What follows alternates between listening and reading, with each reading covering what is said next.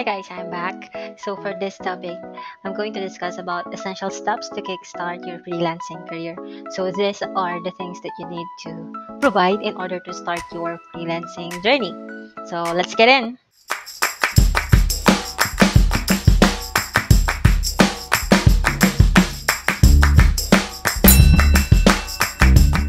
You have to provide a professional email.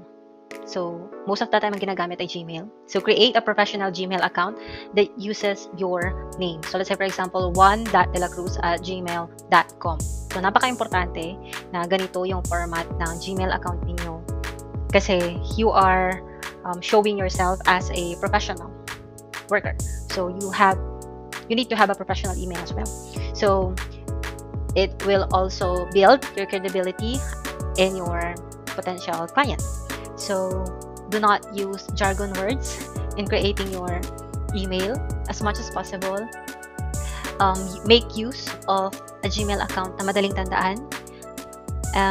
Kung sakaling marami siyang duplicates, pwede kayong maglagay ng number just like what I did. Pero wag sobra-sobra. 2 or 3 numbers will do. 1, 2, 3, hanggang 3 lang numbers will do. And then, ano pa ba? Huwag gagamit ng Yahoo. Kasi, it's hindi ko mai-recommend na paggamit ng Yahoo. Most of the time kasi Gmail na ginagawa ngayon. And lahat ng tools ay madali na lang i-integrate sa Gmail. Kaya kailangan Gmail account yung gagamitin ninyo. Okay? Next is you have to invest in a professional photo. Yes, kailangan nyo po mag-invest in having a studio shot or professional photo. Ang unang photos ko, ang gamit ko lang ay cellphone. Kailangan nyo nga lang mag-invest in your, kung babae ka, in your makeup, kung lalaki ka, yung damit. Kailangan naka-coat as much as possible. Basta yung professional yung datingan, hindi pang bahay. So, lahat, yung pictures kasi, yung professional photo kasi na to, ito yung gagamitin mo sa lahat ng platform na gagawin natin. So, kailangan may professional photo ka nang naka-ready. Okay? So, damihan lang yung shots para marami kang pagpipilian. Okay? Next is, of course, you need to have a reliable internet and a separate workspace. So, ito yung pinaka-kailangan mo when you want to work from home, a reliable internet access. So, as much as possible, kung kaya ng budget, mag-provide ng backup. Ang backup ko ay GOMO SIM. So, data ang gamit ko kapag brownout or may power outages. And then, just make sure na mache-check mo muna kung gagana ba, may signal ba yung SIM na gagamitin mo for data doon sa area mo. Yun lang yung kailangan mong i-consider. And then, of course, you have to have a separate workspace, tahimik, malinis. Napaka-importante na meron kang personal space when you are working from home para malayo sa distractions. Next is So, dito naman tayo sa don'ts. I want to emphasize the don'ts kasi most of the time kapag freelancing industry, akala natin pwede lahat. No. Lalo na, lagi mong i-consider yung client mo sa lahat ng decisions na gagawin mo. Next is, don't rely on public Wi-Fi for client work. Lalo na kapag may pinirmahan kang non-disclosure agreement, baka mamaya ma-hack yung laptop mo or yung phone mo. So, wala na. So, don't rely on public Wi-Fi as much as possible. Have your own data kapag nasa labas ka. Next, don't work in distracting environments. I know, pwede naman tayong mag-work in co-working spaces na malapit sa lugar natin. However, we have to consider na hindi madi-distract yung work natin while on that place. Okay? Next is, don't ignore internet speed issues. Kung kaya ng budget na mag-spend ng, alam niyo yun, additional rate para sa additional speed ng inyong internet, much better. Kasi ito nga yung puhunan mo. Mamumuhunan ka din talaga sa internet para lang makapag-provide ng magandang service sa iyong client. So, yeah. Nung nag-start ako, ang gamit ko lang ay Air Wi-Fi. So, kapag may bagyo, or kahit ano lang, yung maulan lang, wala na akong internet. So, what I did, nag-change ako sa reliable na internet service provider. So, ngayon, mas mataas na yung Mbps ko, and yun din yung isang rason kaya hindi ako, alam niyo yun, makalipat agad-agad from one place to another kahit pwede naman, kaya naman, kasi lagi kong i-consider yung internet access kasi yun yung pinakapuhunan ko sa trabaho ko. So, I hope na ganun din kayo, lagi nyo i-consider ang inyong internet. Next is, don't let your personal life interrupt with your work time. So kapag work time, wala dapat mag-distract or hindi ka dapat magpapadistract sa kung ano man meron sa bahay kasi you are working from home. So kaya kailangan meron kang personal space talaga or office area in your own home.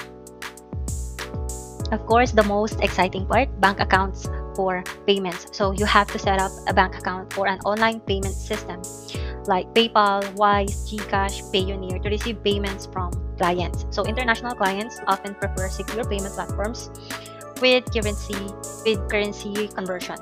So itong apat na to yung pinaka laging ginagamit ng mga freelancers. So pagdating sa mga platform, anong pangalan na ito? Integrated na dito sa payment system nila. Gagawa ka na lang talaga ng account mo and then i-enter. Kapag nakagawa na kayo ng profiles sa different work or online jobs platforms, integrated na itong mga to. So, ilalagin mo na lang yung payment, yung account mo. And then, yan, ma-connect na yan. Kapag nagkaroon ka ng client, dyan na lang kayo mag-uusap tungkol sa payment system ninyo. But, as for me, ang nagamit ko na dito ay PayPal and Payoneer. So far, mataas naman ang conversion rate nila. Mataas nga lang din yung charge niya. So, ang pinakasikat is itong Wise. Hindi pa ako nakakagamit nito and I haven't I didn't make any account for it. Wala pa kasi single client pa lang naman ako ngayon. Wala akong balak magdagdag na client. Okay. So, of course, aside from the international payment system, you also have to provide kailangan mo mag-open ng account sa local banks here in the Philippines. So, ang recommended ko sa inyo ay create an online account in Union Bank or C-Bank. Tapos pagkatapos nun, mag-request na lang kayo ng card after na makagawa or ma-approve na yung bank account ninyo in Union Bank and C-Bank. So ganun yung ginawa ko. Gumawa muna ako ng online account ko sa Union Bank and then pagkatapos nung magre-receive na ako ng pera, request na ako ng physical card. Okay? So, pinakamadaling pag-applyan is Union Bank and C-Bank. So, try it out. Not sponsored though. Next, of course, your basic equipment. So, you need to provide a laptop. So, as much as possible, i5. Kapag admin lang naman yung gagawin mo, i5 pataas, Core i5 pataas yung advisable. Pero kapag editing, Core i7 or yung mga Ryzen na, huwag gagamit ng Celeron at saka AMD kasi mabagal yung mga yan. So, kailangan Core i7 kapag graphics, video editing na. So, yeah, kailangan mas mataas yung specs.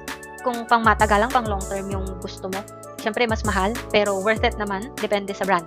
So, I started using, parang nag-invest ako sa desktop nung una. Kaso, napeke ako. Napeke ako kasi online ko lang siya binili. So, ang dami niyang sira. So, bumili na lang ako ng laptop ulit. So, ang gamit ko ngayon ay MacBook Pro. So, yeah, kung makakabili na kayo ng laptop na 30 to 40k na Core i7 na, nako, better invest in that kind of specs or features. Next is noise cancelling headphones. Napaka-importante. Kung wala ka namang noise cancelling headphones, pwede ka namang mag-subscribe sa KRISP, KRISP, na noise cancelling. Online naman yun. Kahit na hindi noise cancelling yung headphone mo, basta meron kang KRISP, mababawasan, tatanggal yung ingay in your working environment. Pero yeah, bakit pa magbabayad, diba? Kung pwede namang one-time payment naman, mag-invest na lang ng noise cancelling headphones. What I'm using right now is Plantronics. So, 3 years na rin to. Second hand ko lang to nabili. Pero hanggang ngayon, buhay pa and gumagana pa yung noise cancelling niya. Next is a smartphone. Of course, kahit anong Android phone dyan, as long as makakapag-install ka ng mga apps like Slack, WhatsApp, email, as long as mataas yung storage niya para makapag-install ka ng maraming apps na gagamitin in work, that's good enough. Kahit hindi yan Apple. So, this is what I'm talking about when it comes to freelancing platform profile. So, these are the few famous freelancing platform profiles in the Philippines. So, Upwork, onlinejobs.ph, Fiverr, Freelancer, Indeed, and LinkedIn. So, wag muna kayong gagawa ng mga profiles nito kasi kasama ito sa training medyo mahuhuli nga lang itong mga to kasi kailangan nyo munang ma-gain yung full knowledge when it comes to sales and marketing bago itong mga tong platform pro. Madali na lang naman ng gumawa ng mga ganito and tuturuan naman kayo step by step on how to create a profile and optimize your profile for each platform. So don't worry, tuturuan kayo. Okay, next is basic portfolio. I just want to remind you na naghahanap lang naman sila ng portfolio if you are applying as a social media manager, as a graphic designer. Kailangan kasi nilang makita yung results mo as a social media manager, result mo as a graphic designer, kumbaga samples ng design mo. But then if you are applying as a marketer or as a outbound representative or sales person, hindi naman kailangan talaga ng portfolio. Kasi the resume will do, your online profile like LinkedIn will do. Pero yun nga, kapag kailangan mo, ito ay base, para rin siyang resume as what I've said, para rin siyang resume, yun nga lang, ipapakita mo lang kung ano yung mga samples mo, may testimonials din siya. I will provide a sample for this. Siguro yung yung sample ng profile ko. And then, yeah.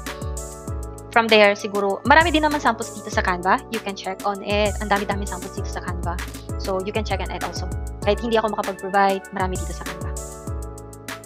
Next is updated LinkedIn profile. As I've said in the previous slides, kailangan updated yung LinkedIn profile mo kasi para itong online resume mo. Kumbaga, kahit hindi ka magpasa ng resume, kapag nakita nila, pagka-click nila sa LinkedIn profile mo at optimized yan, your chances of getting hired is higher. Recruiters na ang lalapit sa'yo kapag optimize ang LinkedIn profile mo. Okay? As I've said, huwag mo nang gagawa ng profile kasi tuturuan din kayo kung paano gumawa at kung paano mag-optimize ng LinkedIn profile. So, 3 things to consider. You need to have a professional photo, of course.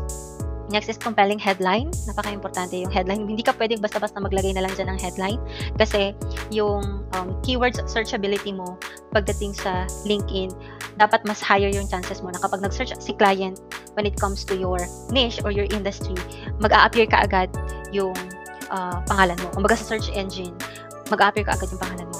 So, kailangan meron kang compelling headline and then detailed summary. Dito sa detailed summary, dito natin papasok yung quantifiable na detailed na summary. Kailangan, hindi ka pwedeng naglagay lang dyan ng experience mo. Kailangan quantifiable yan.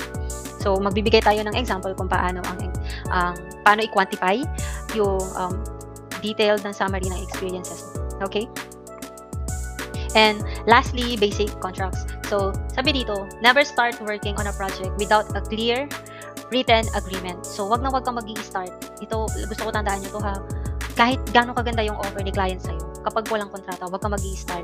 Okay? Kasi wala kang panghahawakan. Lalo na at online yan. Overseas, hindi mo alam kung babayaran ka pagkatapos mong gumawa. So, napaka-importante na meron kayong written agreement. So, meron ako, siguro yung contract ko, pwede kong ipakita sa inyo. And then, dalawa yung kailangan nyong i-consider when it comes to your contracts, NDA and at-will contract. Ang NDA means non-disclosure agreement. Ibig sabihin, hindi ka pwedeng magsalita na nag-work ka sa company niyan within a specific period of time. Kasi pwede ka nilang kasuhan kapag nag-breach ka ng contract na yan. Next is at-will contract. At-will contract is pwede kang umalis sa company anytime you want. Pwede kang tanggalin ng company ni client anytime they want without prior notice. That is at-will contract. Sa lahat ng independent contractor as freelancers, ito yung laging naka-indicate sa ating kontrata. At-will contract. Kasi nga, we are working remotely, so wala tayong choice. And at the same time, anytime kapag hindi nila gusto yung service natin, pwede na nila tayong tanggalin. So, at-will. Ganyan talaga. Ganun talaga. Okay? So, expect these two types of contracts. So far, meron na akong na-experience ko na tong dalawang to. And wala pa naman ako nabibreach sa ng Diyos. So, yeah. So, that is all for the essential tips that you are going to and need to provide in order to kickstart your freelancing journey. I hope you learn from what I'm putting in all of these slides. Sana may natututunan kayo and sana makatulong ako in your success. Bye! See you on the next presentation.